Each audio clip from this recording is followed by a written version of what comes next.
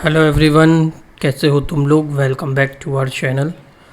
तो जैसे कि तुम्हें पता है एनटीपीसी अब ख़त्म हो गया है और उसमें कंप्यूटर के बहुत सारे क्वेश्चंस आए थे, मतलब कि भर के क्वेश्चन हर शिफ्ट में 2 से 3। तो मैंने सोचा है कंप्यूटर का फ्री बैच लॉन्च कर देते हैं, क्योंकि तुम्हारे जितने भी सो कॉल्ड टीचर्स हैं वो 100 रुपये 200 रुपये लेके जो है 200 रुपये में 100 रुपये में तुम्हें कंप्यूटर का बैच देंगे, और वो भी यही सारा कंटेंट जो है वो भी प्रोवाइड कराएंगे। बस फ़ायदा तुम्हारा यहाँ इतना है कि ये तुम्हें जो है फ्री ऑफ कॉस्ट मिल रहा है। बस तुमसे एक ही उम्मीद की जा रही है कि तुम जो है बस चैनल को हमारे सब्सक्राइब कर लोगे और वीडियो को प्लीज़ शेयर कर देना अपने फ्रेंड्स वगैरह के साथ, कि पता चल जाए उन्हें भी कि एक कंप्यूटर का फ्री बैच जो है लॉन्च हुआ है और ये तुम्हारे आने वाले एग्ज़ामों में हेल्पफुल रहेगा। जैसे अभी तुम्हारा अंडर ग्रेजुएट 12th पास वाला एनटीपीसी होना है, उसमें फ़ायदा आएगा। तुम लोग सीजीएल दोगे, वहाँ काम करेगा। सीएचएसएल का भी नोटिफिकेशन आया है, उसमें भी आएंगे, कंप्यूटर के क्वेश्चन आने शुरू हो गए हैं।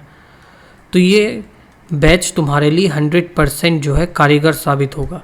तो एक बार प्लीज़ पूरी वीडियो देखना।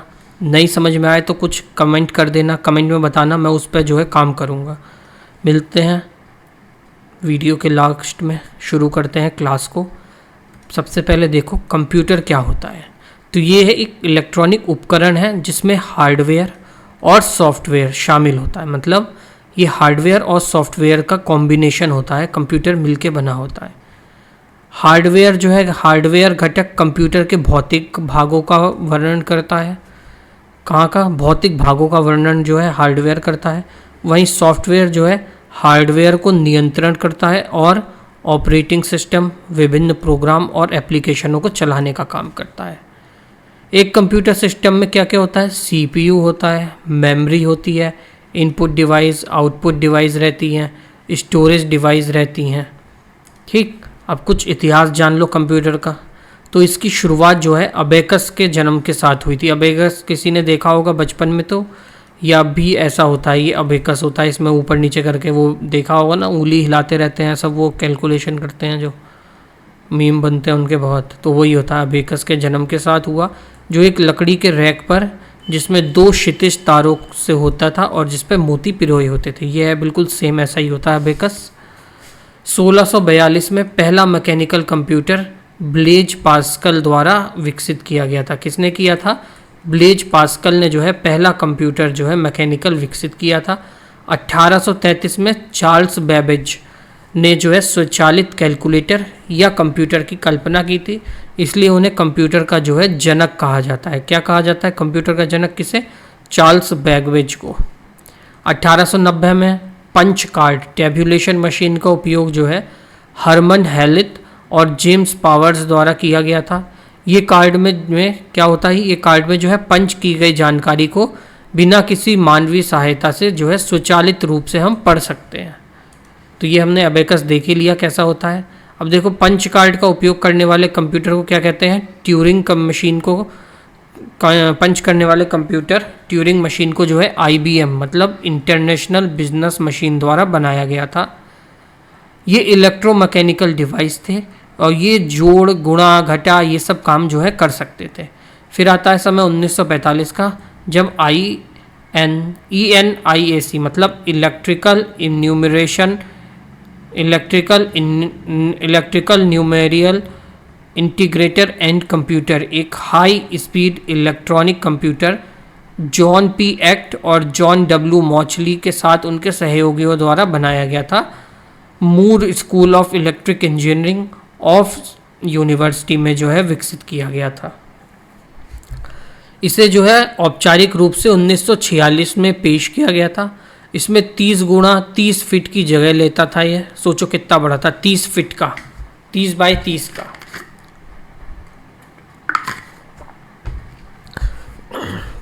होता था। ये पिछले कंप्यूटर की तुलना में जो है 1000 गुणा तेज था और इसमें जो है 18,000 वैक्यूम ट्यूब का जो है इस्तेमाल किया गया था। किसका? वैक्यूम ट्यूब्स का इस्तेमाल किया गया था। कितनी? 18,000 वैक्यूम ट्यूब्स जो है इसमें इस्तेमाल हुई थी। ये थी वो टर्निंग मशीन जो कि अभी तुम्हें यहाँ थी ना, तुम्हारी टर्निंग मशीन, ट्यूनिंग मशीन, ये पंच कार्ड के लिए वो इस्तेमाल होती थी। फिर 1970 में magnetic core memory and transistor circuit element of digital computers were use. तो 1950 में जो है मैग्नेटिक कोर मेमोरी और ट्रांजिस्टर का यूज़ होना स्टार्ट हो गया था। समय आता है 1980 का, जब मैन्युफैक्चरिंग होती है सेमीकंडक्टर चिप्स की। ये है तुम्हारी सेमीकंडक्टर चिप, जो कि हमारे लैपटॉप कंप्यूटर वगैरह में लगी होती हैं। ये अब तो मोबाइल में भी आने लगा ये सब चीज़। तो देखो, पहला कंप्यूटर जो प्रोग्राम जो है वो बेबेज के छात्रा लेडी एडा अगस्ता ने विकसित किया था।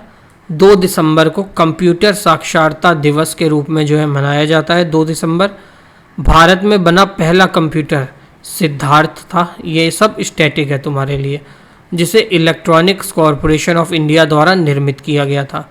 भारत का पहला कंप्यूटर बेंगलोर के मुख्यालय डाकघर में जो है स्थापित किया गया था। और दुनिया का पहला सुपर कंप्यूटर CDC 6600 है, जिसे 1964 में जो है जारी किया गया था।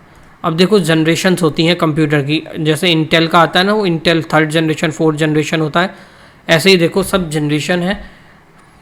तो फर्स्ट जनरेशन कंप्यूटर कब आए थे? 1940 से लेके 1956 के बीच में जो था फर्स्ट जनरेशन कंप्यूटर आते थे।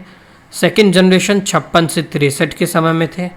थर्ड जनरेशन वाले आ गए तुम्हारे 1964 से लेके 1971 के समय में जो है थर्ड जनरेशन के कंप्यूटर तुम्हारे आने शुरू हो गए थे।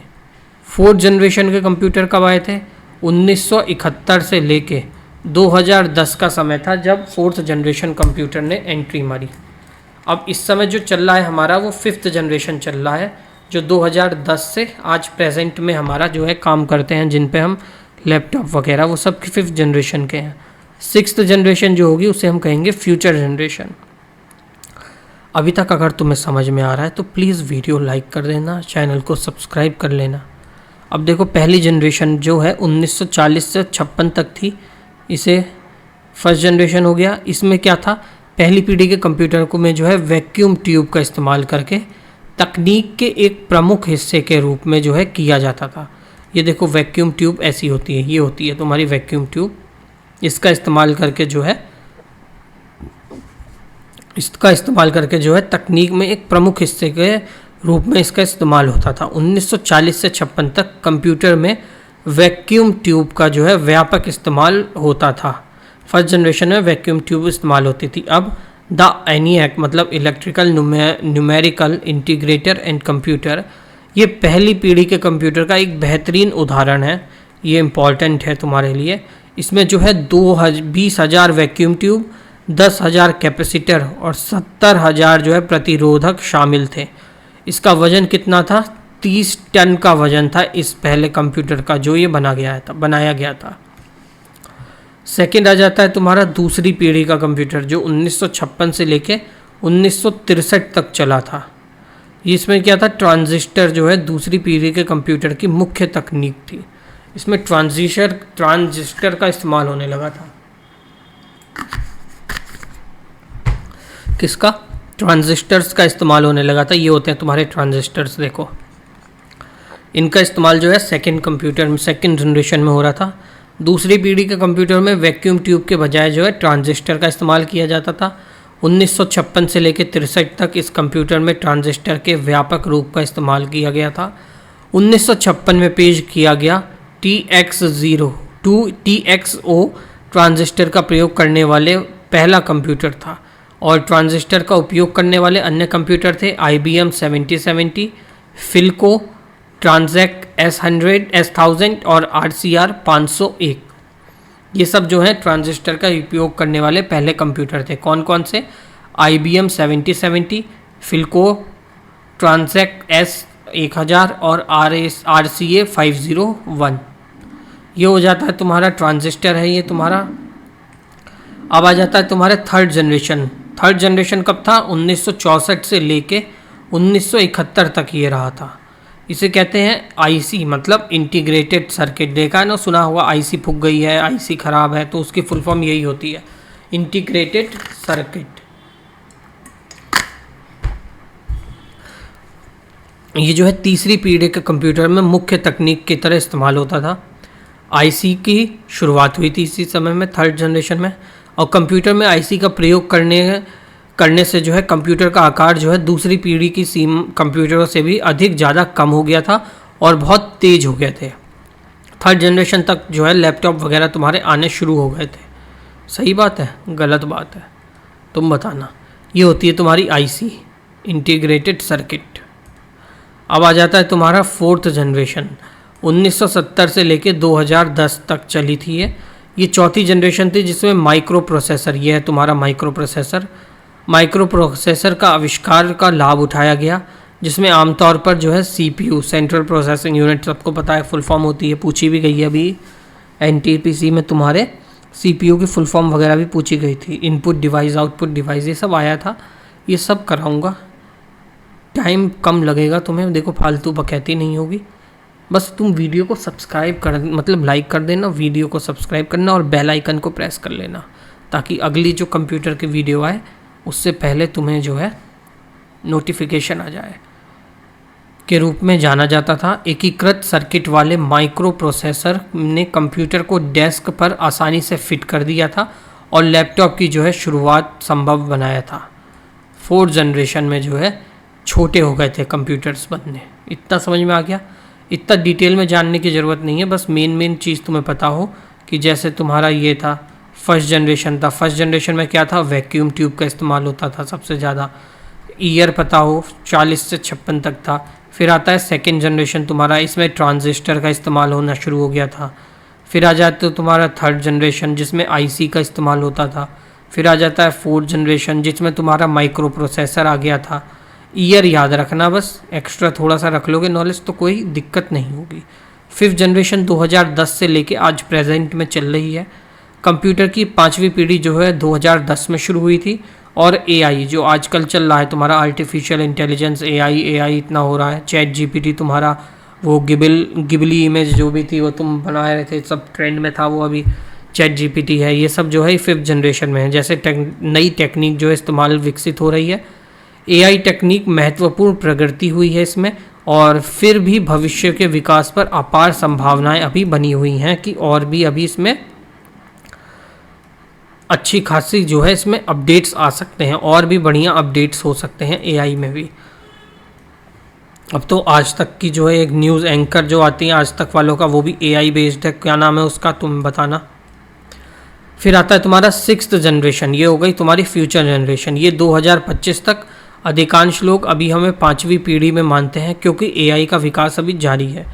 भविष्य की छठी पीढ़ी के लिए एक संभावित दावेदार क्वांट कंप्यूटर हैं, जैसे कि 2024 में पेश किया गया था गूगल का वीलो प्रोसेसर, वैसे ही होंगे वो 2025 के बाद ही सिक्स जनरेशन में आने वाले कंप्यूटर क्वांट कंप्यूटर। अब कंप्यूटर के कुछ प्रकार होते हैं, ये भी देख लो। 3 प्रकार के कंप्यूटर होते हैं, एनालॉग, डिजिटल और हाइब्रिड। कौन से? एनालॉग, डिजिटल और हाइब्रिड। ये 3 तरह के जो है कंप्यूटर सिस्टम तुम्हारे होते हैं। इनकी डिटेल में हम लोग अगली क्लास में करेंगे। कंप्यूटर शक्ति और गति के आधार पर कंप्यूटर के प्रकार भी होते हैं, जैसे पर्सनल कंप्यूटर हो गया, वर्क स्टेशन हो गया, मिनी कंप्यूटर हो गया, मेन फ्रेम हो गया, सुपर कंप्यूटर हो गया।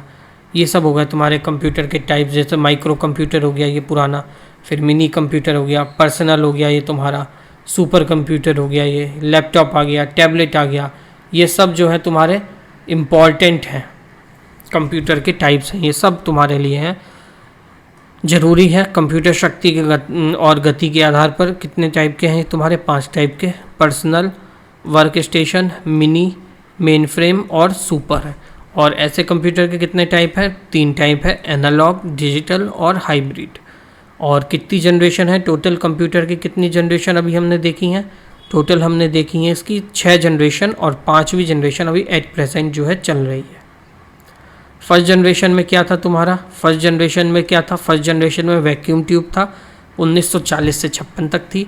फिर आती है तुम्हारी सेकेंड जनरेशन में आ जाता है तुम्हारा ट्रांजिस्टर था, 56 से लेके 63 तक थी। थर्ड जनरेशन आ जाती है जिसमें आईसी का इस्तेमाल होता था, जिसकी फुल फॉर्म होती है इंटीग्रेटेड सर्किट, 64 से लेके 1971 तक रही है थर्ड जनरेशन। फिर आ गई फोर्थ जनरेशन जिसमें माइक्रो प्रोसेसर है 1971 से 2010 तक। और एट प्रेजेंट फिफ्थ जनरेशन चल रही है जो कि AI बेस्ड जनरेशन है, और फ्यूचर जनरेशन हमारी जो होगी वो 6th जनरेशन होगी। उसमें क्वांटम कंप्यूटर या गूगल वेलो प्रोसेसर, या अभी जो गूगल का वो आया है एक जो बात करता है, क्या नाम है इसका,